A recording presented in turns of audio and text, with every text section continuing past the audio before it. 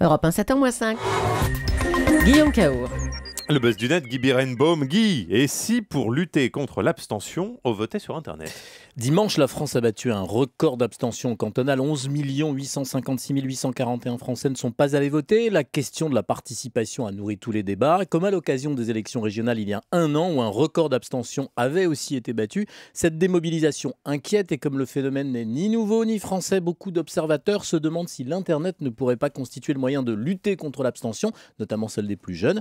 Justement, la semaine dernière, des experts et des élus débattaient de ce sujet au Parlement européen. Alors, qu'est-ce qu'ils ont conclu? Qu'Internet peut favoriser la participation électorale? Il y a un exemple à observer. L'Estonie, premier pays européen à utiliser le vote sur Internet. Depuis 2005, les Estoniens peuvent voter sur Internet aux législatives et aux européennes. Ils se servent de leur carte d'identité électronique ou de la carte SIM de leur téléphone portable. Ils ont deux codes secrets. Un premier pour s'identifier, le second qui sert de signature électronique. Donc, c'est pas de la science-fiction. Non, ça existe. Et les résultats sont frappants. Entre 2005 et 2011, la part des votes sur Internet est passée de 2% à plus de 24% du total. Mais surtout, la participation aux européennes est passée de 27% en 2004 à 43,9% en 2009, chiffre supérieur à la moyenne européenne.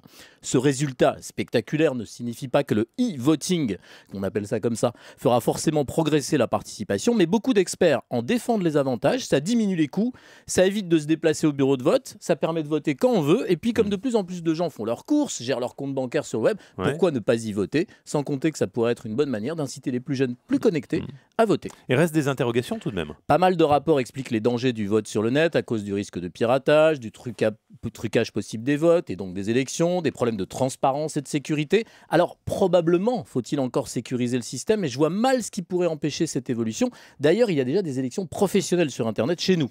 Attention quand même, les élus politiques auraient tort de croire que le vote par Internet est la solution miracle qui va ramener les électeurs aux urnes, ce qui ruine la confiance des citoyens. C'est pas la distance qui les sépare du bureau de vote et de l'isoloir, c'est la distance qui existe entre les préoccupations des politiques et les leurs. Et ce fossé béant, ce gouffre, c'est pas le vote sur Internet qui va les combler.